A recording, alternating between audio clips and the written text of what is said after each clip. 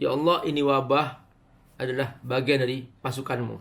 Terkena wabah dan meninggal di situ. Jadi bukan masalah nekat-nekatan, bukan. Ar-Rahman 'allamal Qur'an khalaqal insan 'allamahul bayan. Jangan lupa donasi untuk keberlangsungan FAT TV ini. Insya Allah semua yang Anda donasikan Allah akan mengganti dengan lipat ganda, karena di sini Anda beramal jariah. Ayo bergabung dalam dakwah FAT TV. Semoga Allah berkahi. Apa yang dibaca Pak Ustadz doa ketika wabah? Ini saya sering bacakan di beberapa ceramah-ceramah di televisi. Kemarin saya bacakan di Damai Indonesiaku, ya, di TV One. Allahumma inna hadzal waba jundun min junudik. Ya Allah, ini wabah adalah bagian dari pasukanmu. Jadi wabah terjadi di mana-mana, sejak dulu juga terjadi. Allahumma inna hadzal waba khalqun min khalqika, makhluk dan rahmatmu. Tusiu bihi man tasha wa tasrifuhu amman tasha. Ini akan menimpa siapa yang kau sukai, ya Allah, dan juga akan terhindar dari wabah ini orang yang kau sukai, ya Allah. Allahumma fasrifu anna wa an buyutina. Ya Allah, jauhkan wabah ini dari kami dan dari rumah kami. Wa an ahlina, dari keluarga kami. Wa azwajina, pasangan kami. Wa dararina, keturunan kami. Wa biladina, negeri kami. Wa biladil muslimin, dan negeri orang Islam. Wahfadna mimma nakhafu wa nahdharu. Ya Allah, jagalah kami dari apa yang kami rasakan takut, yang kami takuti. Perhatikan, ada doanya. Yang kami takuti dan apa yang kami berhati-hati. Jadi jagalah kami dari apa yang kami takuti, mengancam kami, dan dari apa yang kami waspadai.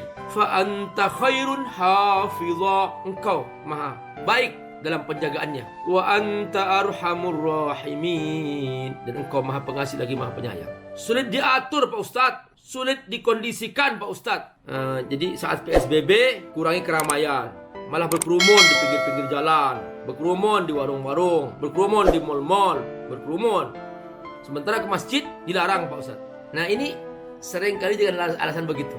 Kalau ke masjid Pak, itu memang kita hukumnya wajib ke masjid. Karena kita wajib salat berjemaah, kita wajib salat Jumat. Maka perlu diturunin larangan. Larangan berkerumun di masjid. Selain masjid, lebih wajib lagi untuk tidak berkerumun. Seharusnya begitu pemahamannya. Jadi namanya dalam hukum fikih mafhum muwafaqah. Jadi seringkali orang beralasan, kenapa kok ke mall nggak dilarang? Ke masjid aja dilarang, apalagi berkerumun di selain masjid. Begitu pengertiannya.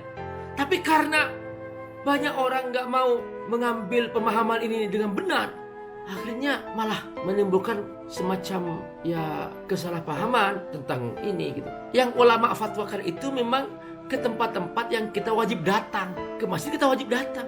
Maka difatwakan jangan berkerumun di masjid. Gitu maksudnya, supaya tidak terkena wabah. Kenapa Pak?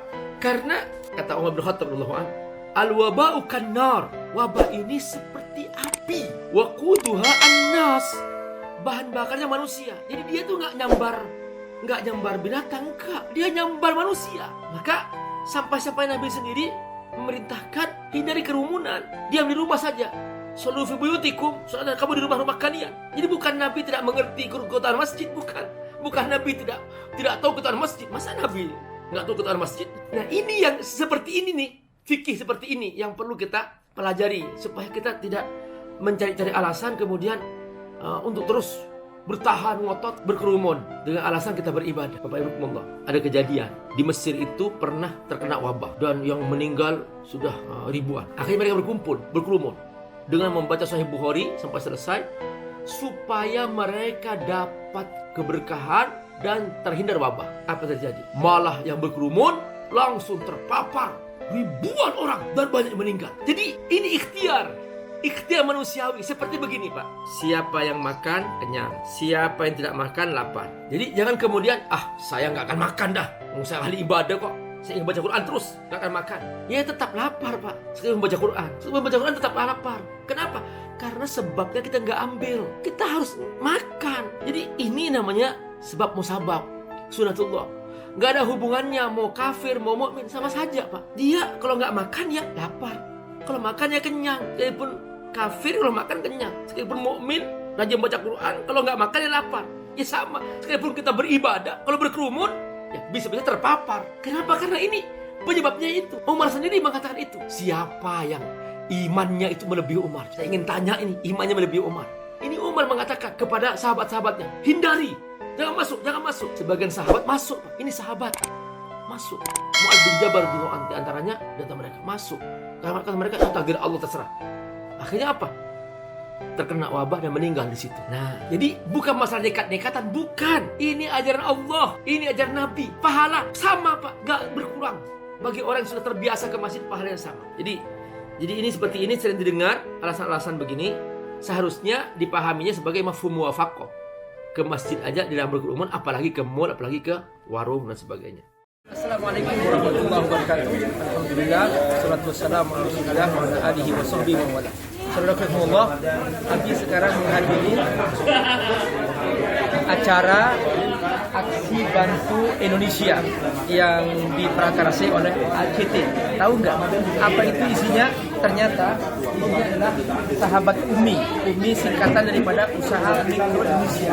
Ternyata ini bukan hanya singkatan, juga benar-benar ACT akan hadir untuk menyalurkan sedekah dan infak kepada ibu berapapun. Dimulai dari 1.000 perak silahkan untuk dikirimkan melalui ACT dan kemudian nanti akan dijadikan sebagai modal usaha kaum ibu di rumah-rumah mereka yang mereka terdampak oleh COVID-19. Perhatikan mereka sekarang sudah dimulai pasar sedekah. Nih, lihat. Nih ada yang ibu jual sayuran, kemudian ada yang menjahit. Di sini ya, ini lihat. Ini juga. Sudah habis ya, sudah habis tuh. Satu laku semua. Jadi luar biasa. Pokoknya silahkan. Ayo kita kaum ibu Umi bergerak untuk menyelamatkan ekonomi di rumah-rumah mereka bersama ACT. Silahkan salurkan infak Anda. Semoga Allah berkahi insya Allah. Assalamualaikum warahmatullahi wabarakatuh.